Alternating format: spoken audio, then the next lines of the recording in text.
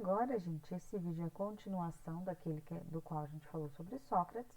Vamos passar para o Nicolau Maquiavel. Eu resolvi cortar, porque achei que talvez ficasse muito grande, muito maçante junto, assim vocês têm mais liberdade de ver separado, ok?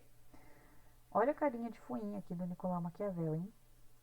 Esse cara deu um problema para a filosofia que veio após ele e resolveu muitas questões também importantes pra gente, tá? Vamos ver por quê.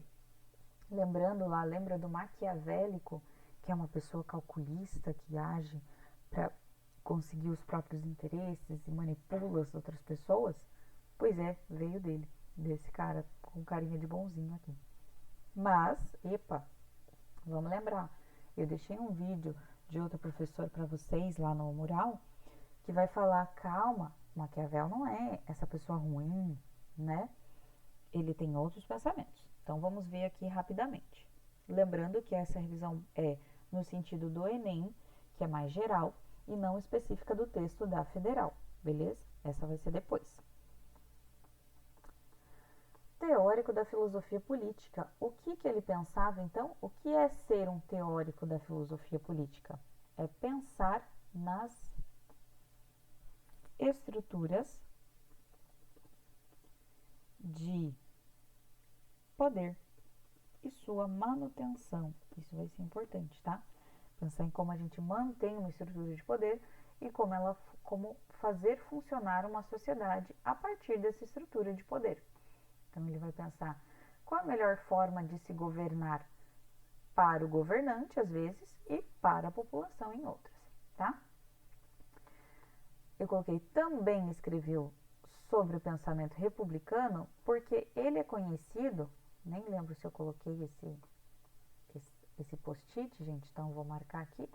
Ele é conhecido pelo livro O Príncipe, que fala, claro, do pensamento da monarquia. Ele vai pensar no sistema monárquico neste livro. Por este livro que ele ficou conhecido por ser malvado, por exemplo, ok? Mas ele também escreveu sobre a república, sobre o que seria viver bem em uma república, né? Qual seria a forma de você estruturar pensando no povo participante do poder, né? Sendo o poder emanando do povo e não do monarca. Esse aqui é importante, gente, porque isso torna o Maquiavel o cara que vai inaugurar outra coisa dentro da política, ok? Vai pensar a estrutura de poder sem pensá-la relacionada à religião. Isso aqui, na virada de pensamento que estava acontecendo lá no período da Renascença, é muito importante, é o que destaca o período, né? Eles estão começando a tornar o pensamento laico. Então, eu vou pensar nas estratégias políticas a partir dos resultados, dos fatos históricos e não do dever apenas, né? Do que deve ser a partir das escrituras. Não, eu vou pensar nos fatos que ocorrem nas disputas de poder e em uma sociedade.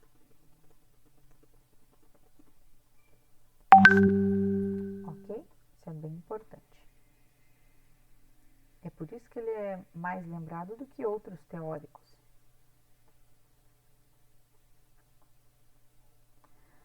Por isso, o poder do príncipe não vai ser mantido, né? Porque o interesse do príncipe é ficar a maior parte do tempo no poder, né? A gente vê isso em várias figuras históricas.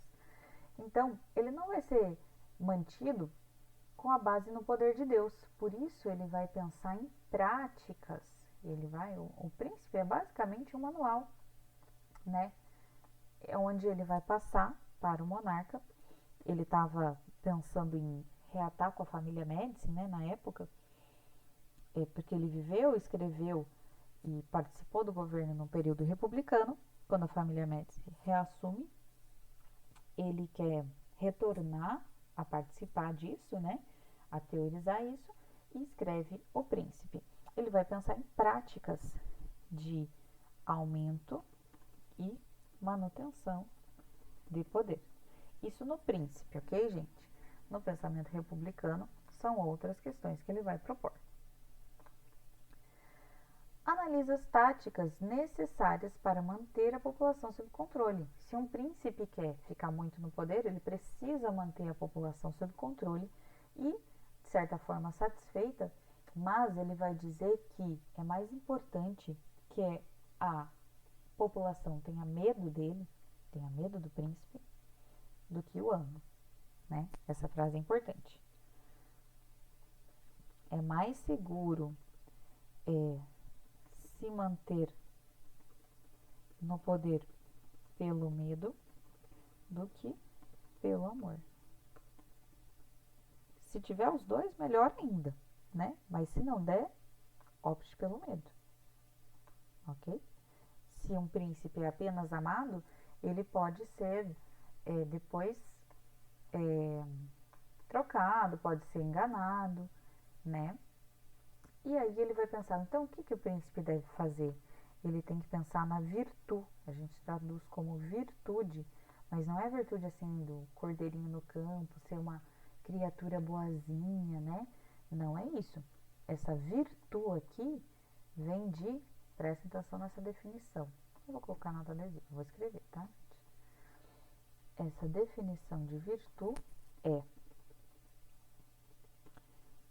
saber prever e lidar com os possíveis acontecimentos. Então, o que o príncipe deve fazer? Deve rezar a Deus para que mantenha ele no poder, né? Ou o poder apenas divino vai fazer com que ele permaneça no poder? Não. Ele tem que analisar, lembra? Nos fatos. Ele tem que analisar os fatos e pensar no que eles podem trazer para que ele possa prever que passos ele deve tomar e se prevenir de algo, ok? E saber lidar com todos os possíveis acontecimentos. Isso é a virtude, porque ele tem que ver, a virtude está relacionada com a questão do acaso, né? Deixa eu escrever aqui também. Acaso, que é a ideia de que o príncipe tem que saber lidar com isso. E a virtude é saber lidar com o acaso, ok? Então, o que rege não é uma norma divina reguladora da sociedade, não, é o acaso. Vão acontecer coisas e o príncipe tem que saber prevê-las, ok?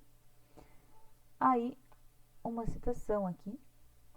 Gente, eu acho que ela não coube inteira, vamos ver. Aqui tem inteira. Um príncipe não deve, portanto, importar-se por ser considerado cruel, se isso for necessário para manter os seus súditos unidos e com fé. Com raras exceções, um príncipe tido como cruel é mais piedoso do que os que por muita clemência deixam acontecer desordens que podem resultar em assassinatos e rapinagem, roubos, saqueamentos, né? Porque essas consequências prejudicam todo um povo, a passo que as execuções que provêm desse príncipe ofendem apenas alguns indivíduos. Então pensa lá no príncipe.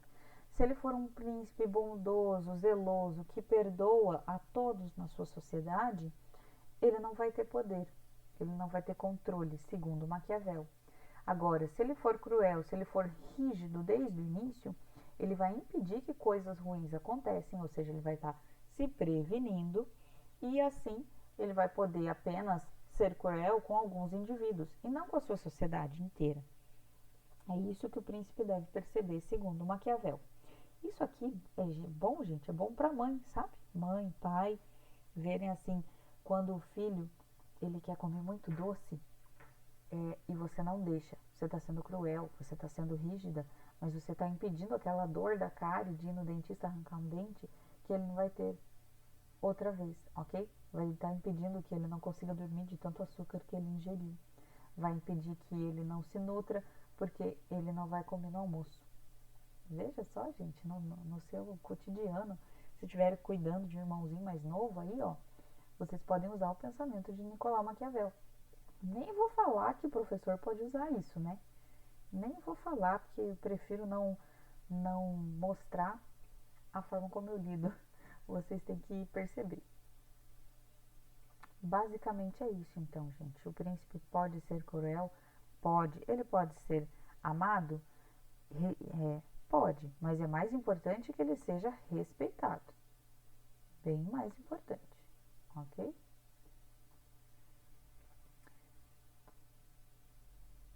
Vamos na questão? Eita, também não como, gente.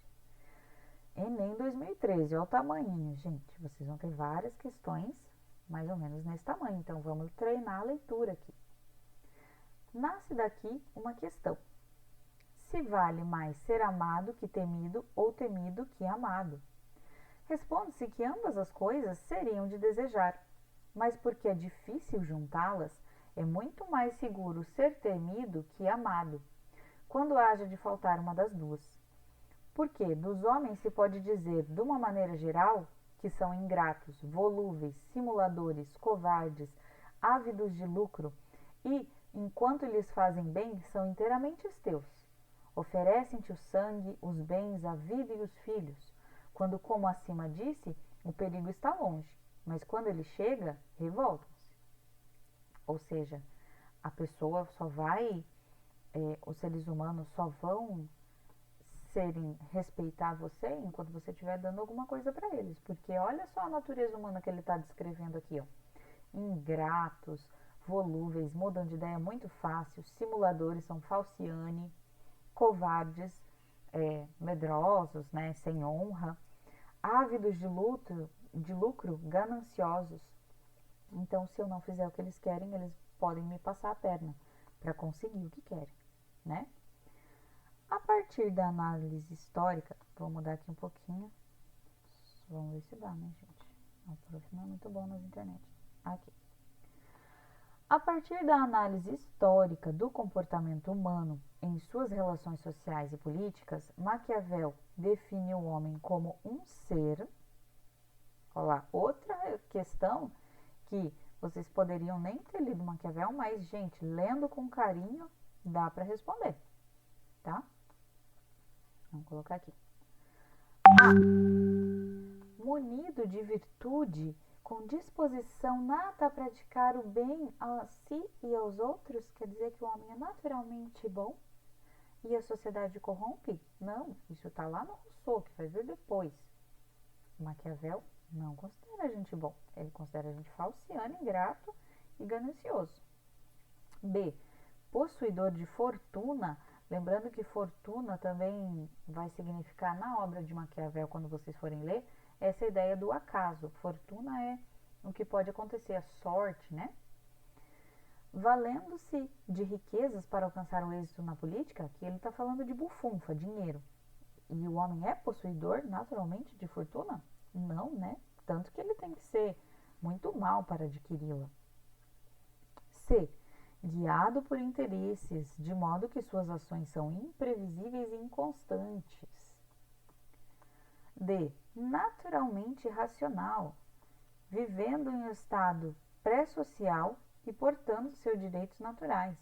Não, isso aqui vai ser dos contratualistas, tá? Já vamos marcar essa questão. E. Sociável por natureza, mantendo relações pacíficas com seus pares, também bonzinho lá no campo, colhendo florzinhas. Vou deixar um tempinho para vocês pensarem. Olá, gente, vamos marcar essas questões, porque essa é uma questão que dá muita margem para a gente pensar os outros autores, né? Eu vou deixar no pretinho mesmo. A. Munido de virtude, com disposição nática a praticar o bem a si e aos outros? Não, essa questão ela está muito mais próxima do Rousseau, não é ainda o Rousseau, porque ele é naturalmente neutro, mas vocês podem encontrar em algum lugar o pessoal dizendo que pro Rousseau o homem é bom por natureza, né? Então, não é essa. Essa aí tá mais com a carinha do Rousseau. Possuidor de fortuna? Não, essa aqui não fala de ninguém, né? Porque ninguém nasce rico a não ser que tenha herança, né, gente? Aí já é outra questão da filosofia política. Guiado por seus interesses, opa, aqui tique, né? De modo que suas ações são imprevisíveis e inconstantes. Eu consigo achar isso aqui no texto, gente? Será que não está relacionado com aquela palavrinha lá que eu falei? Volúveis?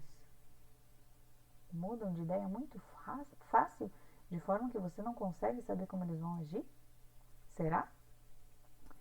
De naturalmente racional, vivendo em um estado pré-social e portando seus direitos naturais, isso aqui tem a ver com, novamente, os contratualistas. Eu coloquei, né, uma musiquinha lá sobre o Thomas Hobbes. Ele considera que o que nos torna seres iguais no estado de natureza é a nossa capacidade de raciocinar, de ter um raciocínio de cálculo. Isso eu acho que todos os contratualistas de alguma forma concordam, mas quem enfatiza é o Hobbes, ser naturalmente racional. E portando de seus direitos naturais, é muito próximo do John Locke, ok? Então, novamente, essa não é do Maquiavel, é o pensamento dos contratualistas. Sociável por natureza, quem diz que o homem é naturalmente sociável? Lembram? Relações pacíficas com os seres ele não diz, mas sociável por natureza, quem diz é o Aristóteles, lá atrás ainda, né?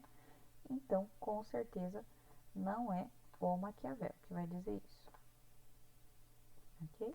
Então, nós já sabemos que aí não é verdadeira, o que torna a correta a letra C. A letra C é a correta, ok? Agora, vamos para outra questão. Enem 2010. Vê como ele cai, hein?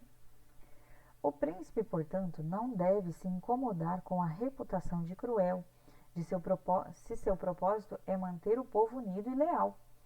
De fato, é com uns poucos exemplos duros poderá ser mais clemente de outros que, por muita piedade, permitem os distúrbios que levam ao assassinato e ao roubo. A gente já viu mais ou menos isso escrito, né? Um trecho muito semelhante daquele que estava no início do nosso slide sobre o Maquiavel. Ok? O que ele está querendo dizer? Ele não deve se incomodar com a reputação de cruel se seu propósito, se seu objetivo é manter o povo unido e leal.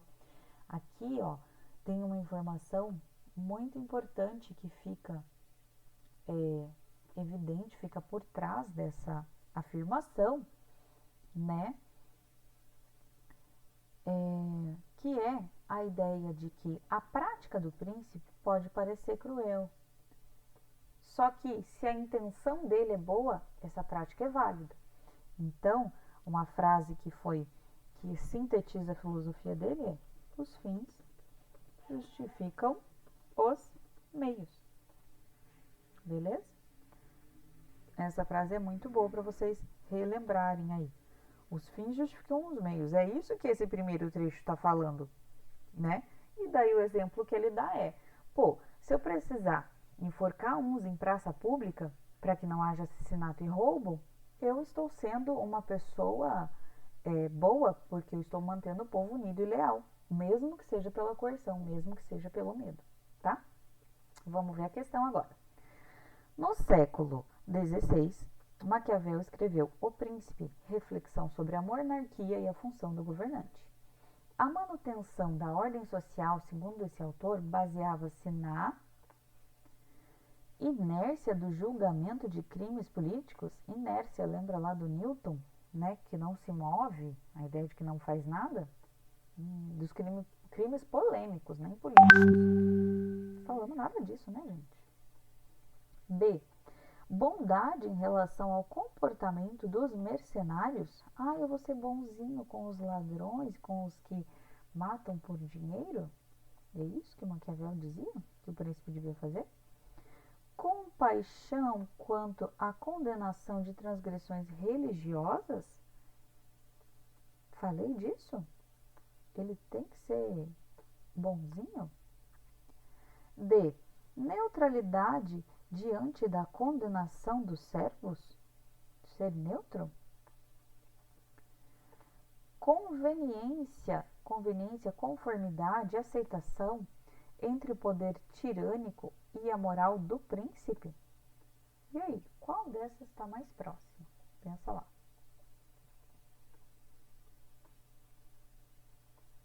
Bom, a inércia do julgamento de crimes polêmicos, não. A ideia de que crimes polêmicos sejam usados como exemplo para que eles não voltem a acontecer. Bondade, e começou mal, não é para ser bom, né? Ser bom pode levar a sociedade à ruína para o monarca, tá? Na república é outra coisa. C. Compaixão? Não, nada de compaixão. Neutralidade, isso aqui não é bom nem ruim, né? Diante da condenação dos servos, o trecho não fala disso, né, gente? Então, não. E conveniência, relação amigável, né, relação harmoniosa entre o poder tirânico. O que é o poder tirânico? O príncipe manda, o resto obedece. É isso, o poder tirânico. E principalmente porque ele quer manter por muito tempo. E a moral do príncipe, o que ele vai dizer? O que o príncipe vai ser temido, mas vai ser respeitado? Por quê? Porque ele vai dizer que existe um fundo moral atrás das ações dele. Ele pode ser cruel, mas é só por quê? Porque ele quer manter o povo unido e leal, ok?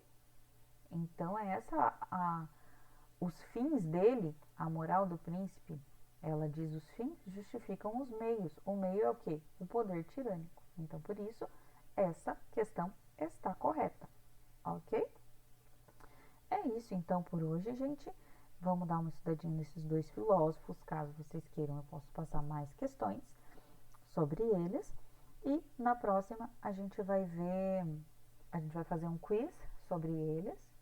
E também a próxima aula em vídeo vai ser sobre estética. Beleza? Tchau, gente. Até mais.